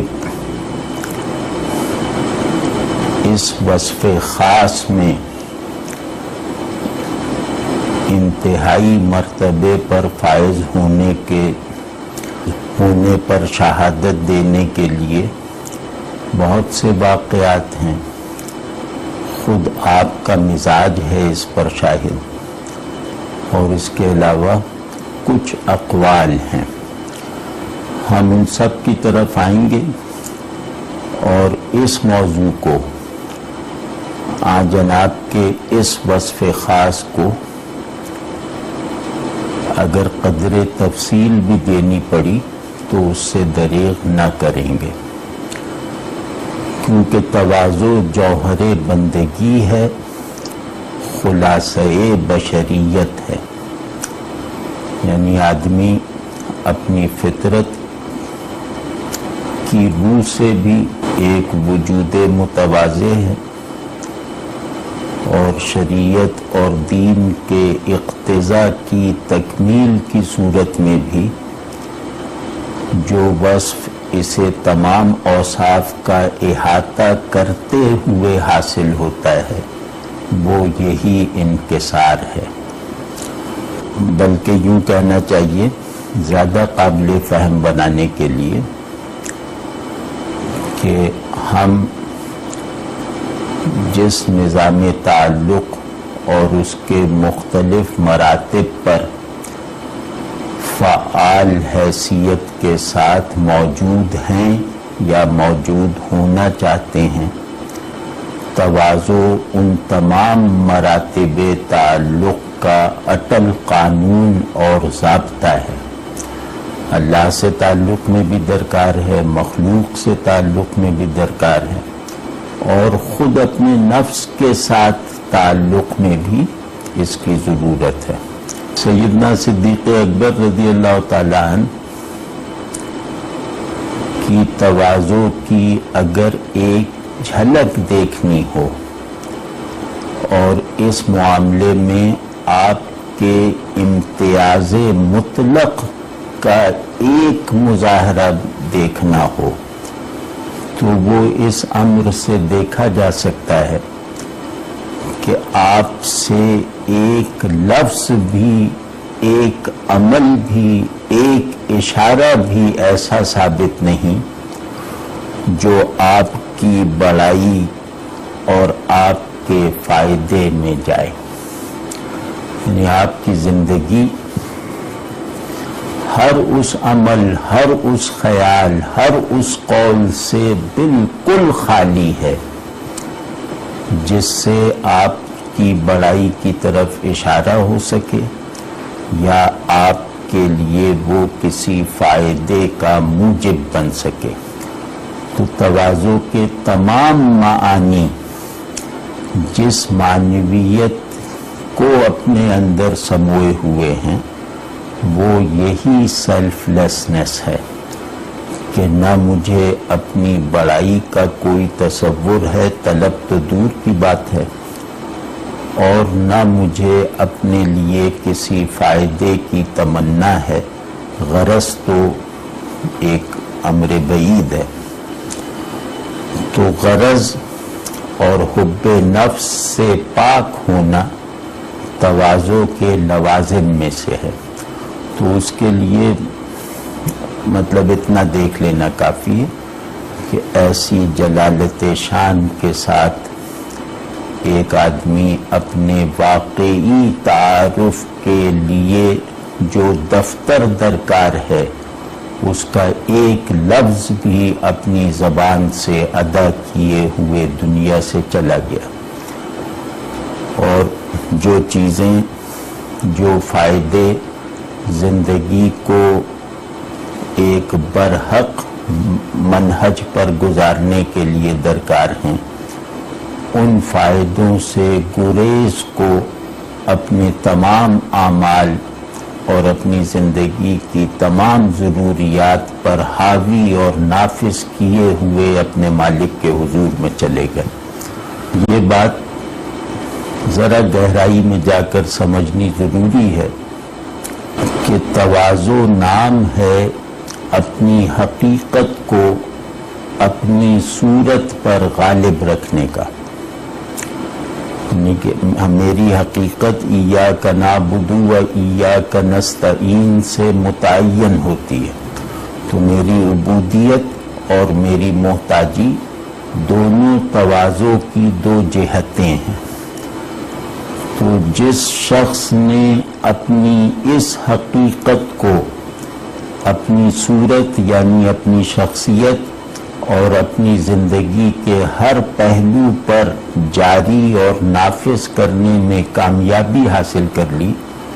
وہ منتہائے تواضع پر ہے۔ تو سیدنا ابو بکر صدیق-e-اکبر رضی اللہ تعالی عنہ اور سیدنا عمر فاروق اعظم رضی اللہ تعالی عنہ رسول اللہ صلی اللہ علیہ وسلم کی شان تزکیہ و تربیہ کے دو معجزات ہیں، اور وہ اس منتہائے تواضع پر ڈیفائن ہونا اور فائز ہونا گویا قبول کرتے ہیں، بلکہ یوں کہنا چاہیے کہ یہ منتہائے تواضع غیر پیغمبرانہ روایت میں گویا صرف انہی دونوں کے لیے بنا ہے۔ تو مطلب یہ اتنا خاص، اتنا نادر مرتبہ ہے کہ آپ صلی اللہ علیہ وسلم کی جماعت مقدسہ میں بھی انہی دو ہستیوں کو میسر آیا۔ اس بات کو جاننا ضروری ہے۔ دوسرے یہ کہ اپنی حقیقت کو اپنی شخصیت اور زندگی کی تمام فارمز پر حتماً غالب رکھنا اور زندگی کو ایک لفظ بن کے گزارنا جس کے سارے معنی، تاثیر اور معنویت بندگی اور تواضع سے پھوٹتی ہو، یعنی بندگی اس لفظ کا واحد معنی ہو، یہ ابو بکر رضی اللہ تعالیٰ عنہ تھے، اور اس کا اظہار ان کی زندگی کے ایک ایک لمحے سے تو ہوا ہی، ان کے بعض اقوال ایسے ہیں جن کو اگر جوڑ کے دیکھا جائے تو پتہ یہ چلے گا کہ حقیقت بندگی اپنی اساسیات اور اپنی ضروری تفصیلات میں آپ کی شخصیت میں نہ صرف یہ کہ مرتکز اور مجسم تھی، بلکہ اس حقیقت نے اپنا انتہائی درجے کا ممکنہ عرفان بھی آپ کے شعور کو ودیعت کیا ہوا تھا۔ لیکن تھوڑا سا ایک لبرل علمی اصطلاح میں اگر دیکھا جائے تو انسانی کمالات کی تمام قسمیں ایک مطالبے کو پورا کر سکنے کی قوت کا نام ہے۔ وہ مطالبہ ہے کہ آدمی کا ذہن اور اس کی شخصیت کے دیگر مراکز ایک ہی روشنی سے روشن، ایک ہی حرکت حیات سے زندہ اور ایک ہی منزل کی طرف یکسو ہونے چاہیے۔ فلسفے کی زبان میں اسے کہتے ہیں جس میں شعور اور وجود ایک دوسرے سے مل کر امر واحد بن جائے، اس سے بڑھ کر کمال انسانی کا تصور نہیں کیا جا سکتا۔ تو شعور اور وجود کے ایک ہو جانے کی منزل شخصیت کے باطن میں بھی آتی ہے اور شخصیت کے اقوال و افعال میں بھی آتی ہے، یعنی انسان ان احوال تک پہنچتا ہے جہاں یہ دونوں ایک ہوتے ہیں، اور انسان ان واقعات کو جنم دیتا ہے، ان کی پیدائش کا موجب بنتا ہے جن واقعات میں یہ دونوں آپس میں مدغم ہو جاتے ہیں، یعنی انسان ان احوال تک پہنچتا ہے جہاں یہ دونوں ایک ہوتے ہیں، اور انسان ان واقعات کو جنم دیتا ہے، ان کی پیدائش کا موجب بنتا ہے جن واقعات میں یہ دونوں آپس میں مدغم ہو جاتے ہیں۔ تو ان دونوں پہلوؤں سے سیدنا ابو بکر اور سیدنا عمر رضی اللہ تعالیٰ عنہما گویا اپنی زندگی کے لمحے لمحے کو ایک ربانی مہر بنا کر اپنے کارناموں اور اپنی شخصیت پر ثبت ہوتے ہوئے دکھا رہے ہیں کہ ہاں یہ وہ لوگ ہیں کہ جتنا کمال غیر نبی کے لیے ہماری شان فیاضی نے مقدر کیا تھا، اس کمال کا ایک ایک ذرہ ان کی تکمیل میں صرف ہوا ہے۔ یہ وہ واحد دو آدمی ہیں، کیونکہ کاملین میں ظاہر ہے کہ آپ صلی اللہ علیہ وسلم کی خدمت اقدس سے فیضیاب ہونے والے سب اہل کمال ہیں، لیکن جو منتہائے تکمیل کا عمل ہے، یعنی اس سے میری مراد یہ ہے کہ ان کے اجزائے تکمیل میں کوئی ایک جز بھی ایسا نہیں ہے جو اپنا خلاف ممکن رکھتا ہو۔ مطلب بہت سے کاملین ایسے ہیں کہ جو صاحب کمال ہیں اور انہیں اپنی کامل ہونے کا احساس و ادراک بھی ہے اور وہ اس کا اظہار بھی کرتے ہیں۔ کمال کا ادراک اور کمال کا اظہار یہ جھوٹ نہیں ہے، یہ نقص نہیں ہے، لیکن یہ تکمیل کے ان مراحل سے مناسبت نہیں رکھتا جہاں کی شرط واحد بے نفسی ہے۔ تو بے نفسی گویا تواضع کی چھت ہے، یہ مینارے انکسار کا سب سے اونچا کلش ہے۔ تو اگر کسی ذات میں ہم تواضع کے تمام مراحل کو سر ہوتے ہوئے دیکھنا چاہیں تو آخر میں یہ ضرور دیکھنا چاہیے کہ اس عظیم الشان ہستی میں بے نفسی کا حال اس کی تمام کیفیات پر حاوی ہے یا نہیں۔ تو یہ دو حضرات ہیں جو اس تعریف کو نہ صرف یہ کہ اس تعریف پہ پورا اترتا ہوا دیکھنا تو گستاخی کی بات ہے،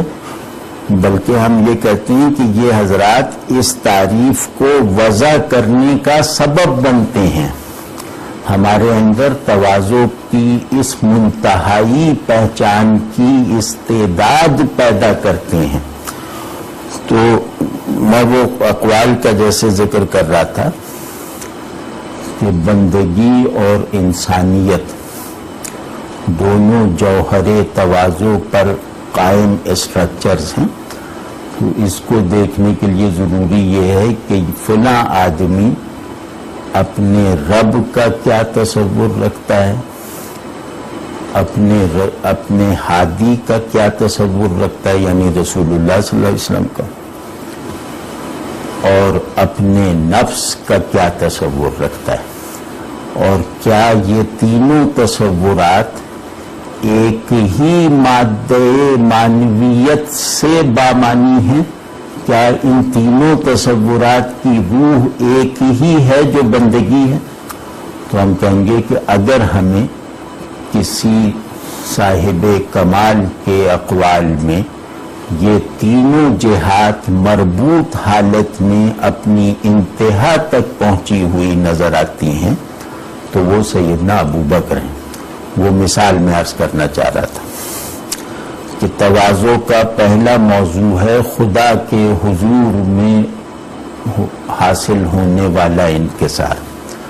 دوسرا سرچشمہ ہے رسول اللہ صلی اللہ علیہ وسلم کی نسبت سے میسر آنے والی تواضع، اور تیسرا درجہ ہے اپنے نفس پر نظر کر کے حاصل ہونے والا انکسار۔ تو گویا ابو بکر رضی اللہ تعالی عنہ نے تواضع کے ان تینوں مآخذ سے گویا ان مآخذ میں متواضع بنانے کی کا جتنا سامان پایا جاتا تھا وہ اپنے اندر جذب کر کے دکھا دیا۔ اللہ تبارک و تعالی کی نسبت سے فرمایا، ایک فقرہ ہے کہ جب ادراک اپنے ہی ادراک سے قاصر رہ گیا تو میں نے جان لیا کہ اللہ موجود ہے۔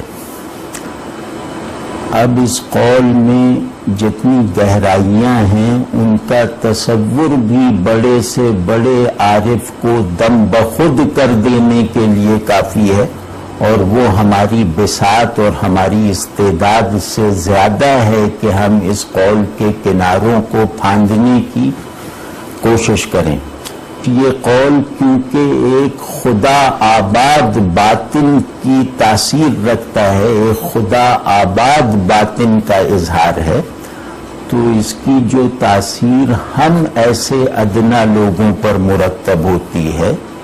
وہی اتنی کافی ہے کہ اس سے ہم بندگی کی حالی اور عرفانی تمام ضرورتوں کو پورا کر سکتے ہیں۔ اس قول میں بندہ ہونے کا حال جتنا تمہیں درکار ہے وہ فراہم ہو جائے گا، اس قول میں بندہ ہونے کے لیے اپنے معبود اور رب اور مالک کی جتنی معرفت ضروری ہے وہ تمہیں حاصل ہو جائے گی، اور تم اپنی عبادت اور معرفت میں ترقی کرتے ہوئے کسی ایسے مرحلے تک قیامت تک نہیں پہنچ سکتے جہاں یہ قول تعلق مع الحق میں تمہاری کفالت کرنے سے، تمہاری رہنمائی کرنے سے عاجز آ جائے۔ یعنی بندگی کے کسی ایسے مقام اور مرتبے کا تصور نہیں کیا جا سکتا جہاں یہ قول کھڑا ہو کر اگلی منزل کی نشاندہی نہ کرے۔ تو یہ آپ دیکھیں کہ اس میں انکسار کی دونوں جہتیں جمع ہو گئیں، کیونکہ خدا کے حوالے سے ہے نا، خدا کا حوالہ وجود اور شعور دونوں کی سیرابی کا واحد موجب ہے، تو اس میں تواضع جوہر بندگی ہے، اور اس جوہر بندگی کو وجود کے قوام میں بھی غالب رہنا چاہیے، اور شعور کی تقویم بھی اسی سے ہونی چاہیے۔ تو یہ قول گویا تواضع کو امر وجود اور امر شعور کے طور پر ایکسپریس کر رہا ہے۔ اس قول سے ہمیں پتہ چلا کہ تواضع وجود بندگی کا واحد حال ہے اور شعور بندگی کا واحد مسلمہ ہے، یہ مرکز شعور بھی ہے اور جوہر وجود بھی ہے۔ میں نہیں سمجھتا کہ کسی غیر نبی کی زبان سے بندگی اور تواضع اور حضور حق میں رہنے کا یہ شعور اور یہ حال اس انداز سے ایکسپریس ہوا ہو۔ یہ قول بتا رہا ہے کہ یہ جس زبان سے نکلا ہے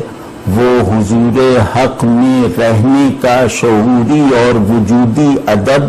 اس کے تقاضوں کی انتہا پہ پہنچ کے پورا کر چکا ہے۔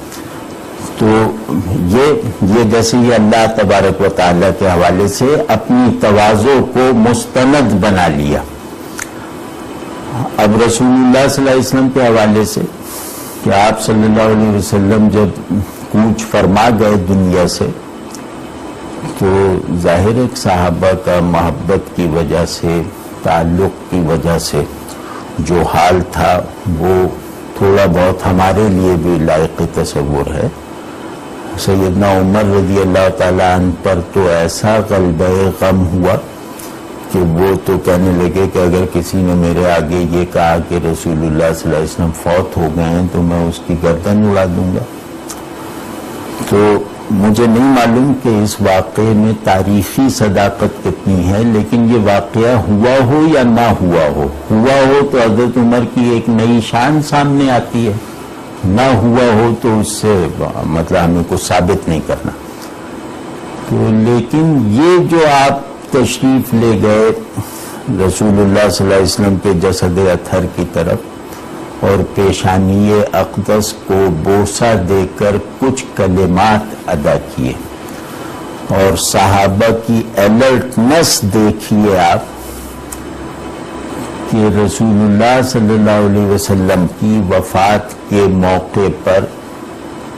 کہے جانے والے کلام میں سے صرف ابو بکر کے کلمات کو محفوظ رکھ کے اس کے تسلسل کا حدیث کی کتابوں کے ذریعے سے سامان کیا گیا. یعنی رسول اللہ صلی اللہ علیہ وسلم کی وفات پر جو سیدنا ابو بکر نے آخری موقع پہ کہا، ان کلمات کے علاوہ صحابہ کا اظہار تاثر اپنی دیگر صورتوں میں محفوظ نہیں ہے. محفوظ صرف حضرت ابو بکر رضی اللہ تعالیٰ عنہ کے کلمات ہیں. اس کے پیچھے اس حکمت کو سمجھیے کہ صحابہ یہ جانتے تھے کہ یہ کلمات گویا جس کی پیشانی کو بوسہ دیا گیا ہے اسی کے قلب سے ان کی زبان سے نکلیں، اسی کے قلب سے القاء ہو کر ان کی زبان سے نکلیں، کیونکہ ابو بکر اپنے شعور اور وجود میں رسول اللہ صلی اللہ علیہ وسلم کی مثلیت کے دائرے سے کبھی نکلتے ہی نہیں تھے. کیونکہ ابو بکر اپنے شعور اور وجود میں رسول اللہ صلی اللہ علیہ وسلم کی مثلیت کے دائرے سے کبھی نکلتے ہی نہیں تھے. ابو بکر کا قول ہو، حال ہو، خیال ہو، تاثر ہو، جذبہ ہو، جو کچھ بھی ہو، جن چیزوں پہ وہ موجود تھے، جن چیزوں سے ان کے شعور نے تشکیل پائی تھی، وہ تمام چیزیں رسول اللہ صلی اللہ علیہ وسلم کے مزاج اقدس سے اخذ کی گئی تھی. آپ نے گویا رسول اللہ صلی اللہ علیہ وسلم کے بنائے ہوئے وجودی اور شعوری سانچے سے اپنی ایک انگلی کو بھی نکلنے نہیں دیا. آپ اس سانچے سے ڈھلی ہوئی حالت ہی میں زندگی بسر کرتے ہوئے گئے.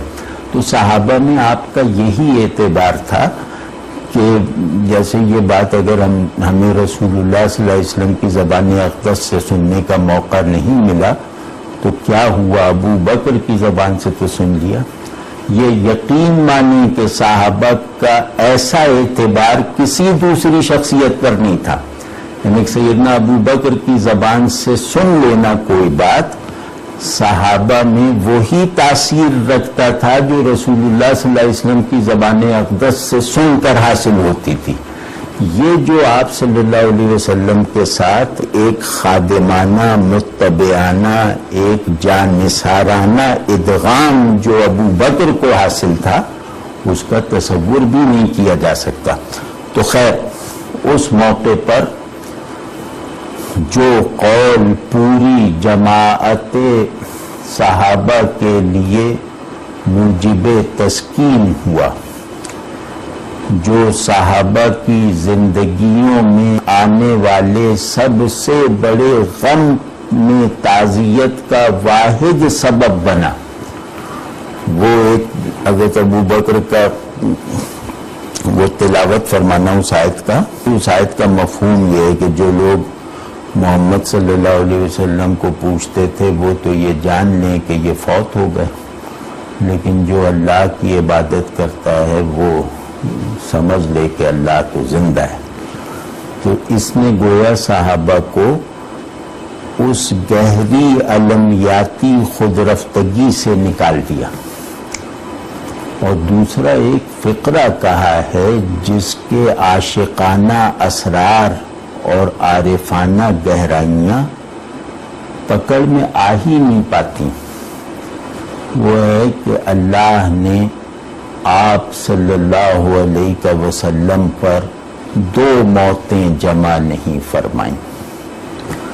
یہ فقرہ مطلب کسی لسانیاتی مزاج کا آئینہ دار نہیں ہے. یہ فقرہ انسانوں میں کسی محبوب کے بارے میں سوچنے سمجھنے کے جتنے بھی اسالیب ہیں ان سے نکلا ہوا محسوس نہیں ہوتا. اور یہ فقرہ اپنے کرافٹ میں، اپنے معنی میں، اپنے تاثر میں ایسا لگتا ہے کہ گویا پورے انسانوں پر پہلی مرتبہ نازل ہونے والا احساس اور مطلب ہے. آپ اس کا ذرا سا تجزیہ کر کے دیکھیں گے تو آپ کو اس کی ندرت کا اس کے ہر شوشے سے اندازہ ہوگا. یہ اتنا نادر الاحساس اور اتنا فقید المعنی فقرہ ہے اور اس کا کرافٹ بھی بالکل نادر ہے کہ اللہ تبارک و تعالی نے آپ صلی اللہ علیہ وسلم پر 2 موتیں جمع نہیں فرمائیں. محمد بن عبداللہ کی حیثیت سے آپ کو فوت ہونا تھا، ہو گئے. محمد الرسول اللہ صلی اللہ علیہ وسلم کی جہت سے آپ کو زندہ رہنا ہے اور آپ رہیں گے. اس میں پورا دین، پوری حقیقت رسالت،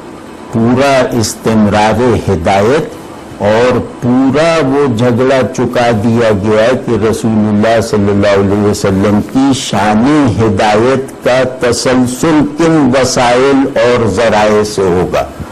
اس فقرے میں کہہ دیا کہ یا رسول اللہ صلی اللہ علیہ وسلم، آپ کسی سلسلہ نسب کے آخری پھل اور پہلے سرچشمے کے طور پر تو وفات پا گئے. آپ نسب کی لڑی میں رہنے والے وجود کی حیثیت سے تو فوت ہو گئے اور ایسا ہونا تھا،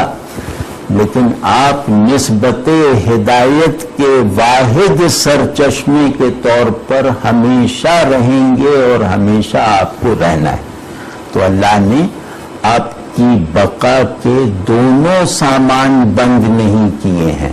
اللہ نے آپ صلی اللہ علیہ وسلم کی نسبی بقا کر راستہ روک کر آپ صلی اللہ علیہ وسلم کی نسبتی بقا کے راستے کو اور کشادہ کر کے کھلا چھوڑ دیا. تو اس طرح اور بھی کئی باتیں، مطلب اس کے صوفیانہ معنی بھی بہت گہرے ہیں جس کی طرف میں چاہتا ہوں کہ اس وقت اشارہ نہ کروں. تو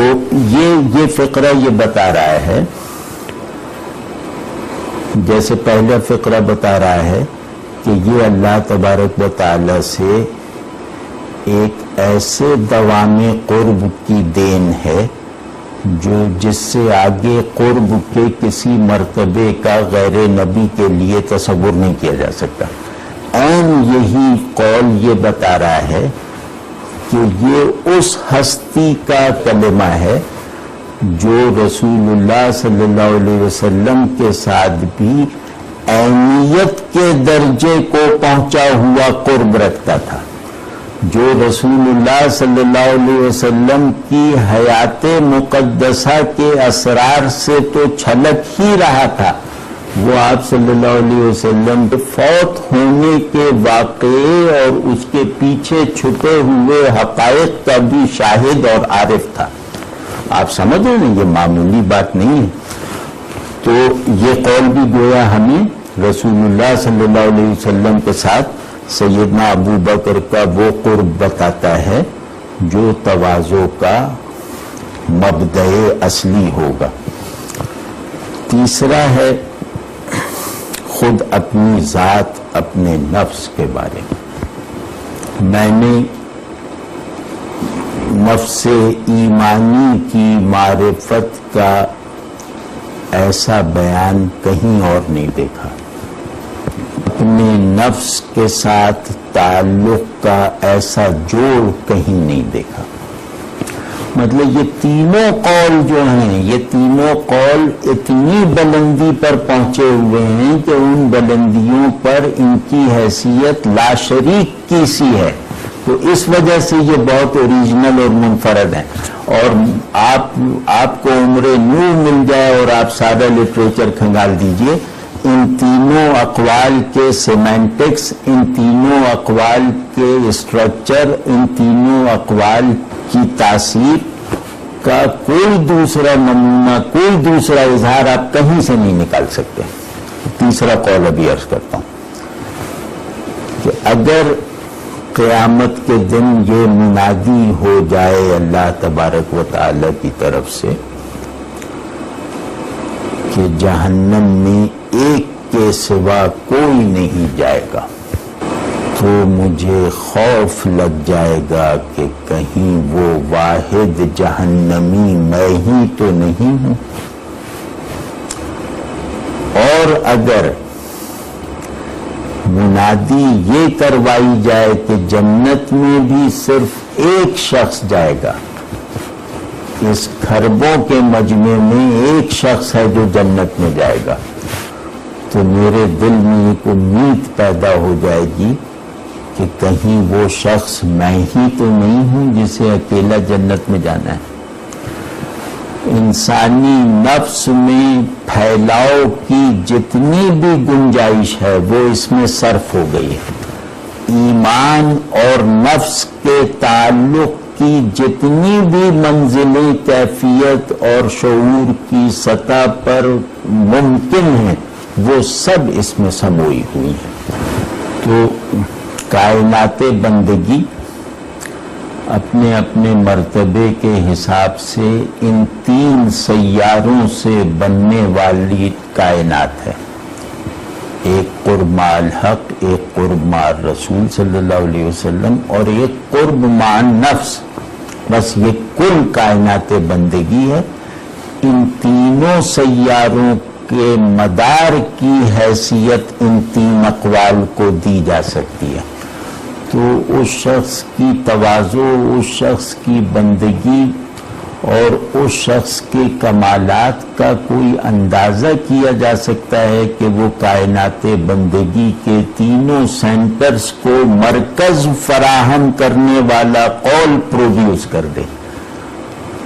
تو جس ذات گرامی سے ایسے سینٹرل پرنسپل اقوال صادر ہو سکتے ہیں، اس نے ان تینوں دائروں کا مرکز بن کر زندگی گزاری بھی ہوگی. وآخر دعوانا الحمدللہ.